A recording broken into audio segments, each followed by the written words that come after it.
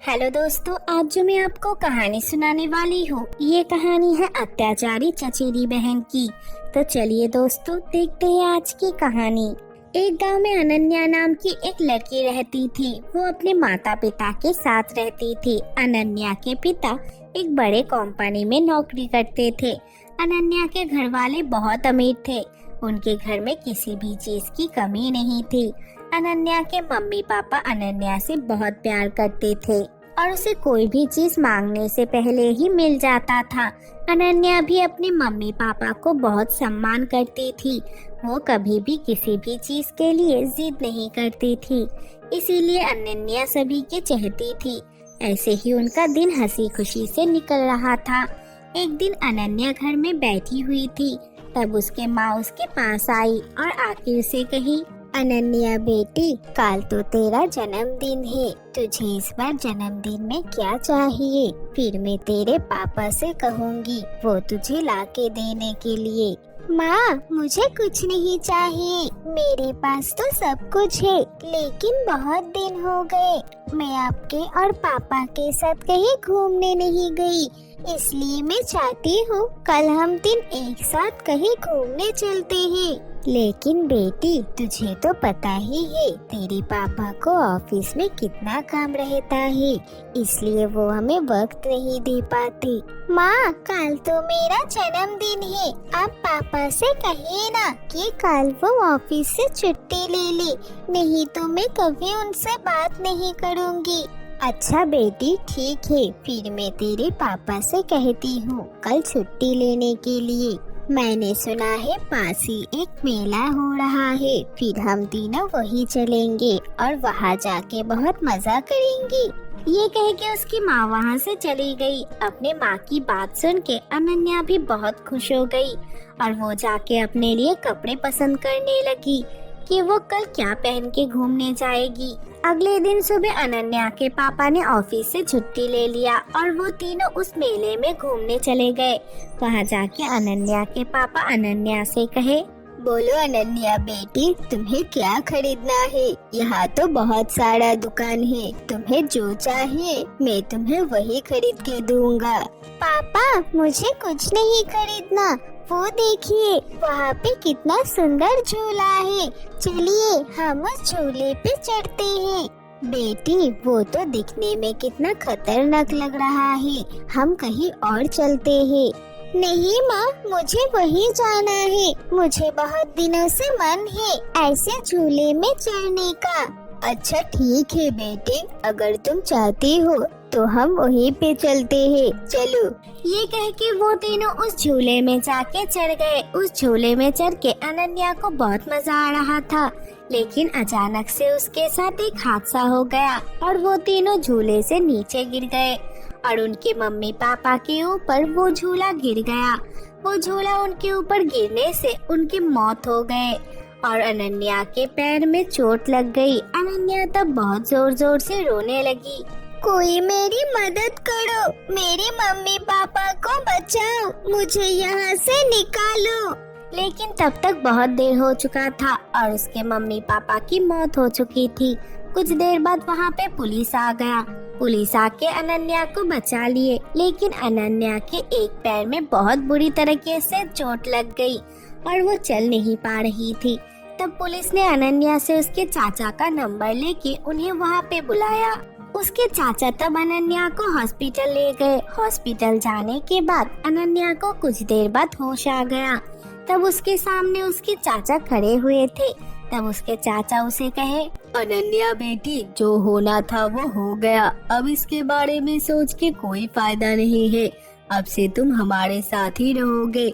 चलो अब तुम घर चलो, तुम्हारी चाची तुम्हारे लिए इंतजार कर रही है। ये कह के अनन्या के चाचा अनन्या को लेके अपने घर चले गए। अनन्या की चाची भी बहुत अच्छी थी, वो अनन्या से बहुत प्यार करती थी। अनन्या को देख के अनन्या से वो कही, अनन्या बेटी, अब से मैं ही तुम्हारी माँ हूँ, तुम्हें कुछ भी परेशानी हो तुम मुझसे कहना और ये घर तुम्हारा ही है, तुम अब जाके आराम करो। अनन्या की चाची जब अनन्या से बात कर रही थी तब उसके चचेरी बहन सुरभि बगल में खड़ी होकर सब कुछ सुन रही थी। सुरभि बहुत अहंकारी और स्वार्थी लड़की थी। वो अनन्या को बिल्कुल पसंद नहीं करती थी। अपनी माँ की बात सुन के वो मन ही मन सोचने लगी, इस अनन्या की बच्ची का कुछ करना ही पड़ेगा, नहीं तो ये रोते हुए मेरे मम्मी पापा को अपने बस में कर लेगी। उसके बाद से सुरभि अनन्या के साथ बदतमीजी करने लगी। वो अनन्या से ठीक से बात भी नहीं करती थी। कुछ दिनों बाद अनन्या के चाचा ने अनन्या को सुरभि के कॉलेज में भर्ती कर दिया। अनन्या सुरभि के साथ ही कॉलेज जाने लगी। कॉलेज में सुरभि किसी को अनन्या का परिचय नहीं देती थी और हमेशा उसकी मजाक उड़ाती थी। ऐसे ही एक दिन सब लोग क्लास में बैठे हुए थे, तब सुरभि अनन्या के पास आई और आके उसे कही, अगले महीने कॉलेज में ब्यूटी कंपटीशन है, मैं उसमें हिस्सा ले रही हूँ। तू भी एक काम कर, तू भी उस कंपटीशन में हिस्सा ले, देखना तो पक्का जीत जाएगी। सुरभि तू सच कह रही है, क्या मैं हिस्सा ले सकती हूँ? हाँ क्यों नहीं, अभी तक कोई एक टांग लेके कंपटीशन नहीं जीती। शायद तुझे देख के वो लोग भी मेरे मम्मी पापा की तरह बेवकूफ बन जाए और तुझे कंपटीशन जिता दे। सुरभि की बात सुन के अनन्या को बहुत गुस्सा आ गया और वो सुरभि को सबके सामने जोर से थप्पड़ मार दिया। सुरभि सबके सामने अपमान होके बहुत गुस्सा हो गई और सब लोग उसके मजाक उड़ाने लगे। तब सुरभि अनन्या से कही, तूने ये ठीक नहीं किया, इसका बदला मैं जरूर लूंगी। ये कह के वो गुस्सा होके वहाँ से चली गई। शाम को जब वो कॉलेज से घर वापस आ रही थी तब सुरभि के दिमाग में अनन्या से बदला लेने की सोच आई और उसने अनन्या को रास्ते के बीच में धक्का दे दिया। लेकिन सुरभि ने नहीं देखा, उसके पीछे से भी एक गाड़ी आ रही थी। अनन्या ने वो देख के सुरभि को धक्का दे के वहाँ से हटा दिया और वो खुद उस गाड़ी के सामने आ गई। वो गाड़ी से टकराने ही वाली थी। अचानक से अनन्या वहाँ से गायब होके रास्ते के किनारे आ गई। ये देख के अनन्या खुद हैरान हो गई और मन ही मन सोचने लगी, ये चमत्कार कैसे होगा? मैं उस गाड़ी के सामने से यहाँ कैसे पहुँच गई? किसने मेरा जान बचाया? अनन्या ऐसा सोच ही रही थी, तब अचानक से उसके सामने जादुई झाड़ू पे उड़ के एक जादूगरनी उसके सामने आके खड़ी हो गई। उस जादूगरनी को देख के अनन्या उससे कही, आप कौन है? क्या आपने ही मेरी जान बचाई? मैं एक जादूगरनी हूँ। मैंने तुम्हें इस मुसीबत में देख के तुम्हारी सहायता की। तुम्हारे मम्मी पापा मेरे बहुत अच्छे दोस्त थे। उन्होंने मेरी बहुत बार मदद की थी।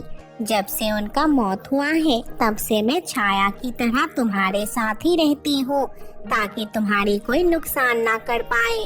आप मेरे साथ ही रहिए और मेरे साथ मेरे घर चलिए। नहीं बेटी, मुझे कहीं और जाना है, लेकिन उससे पहले मैं तुम्हारी पैर ठीक कर दूंगी।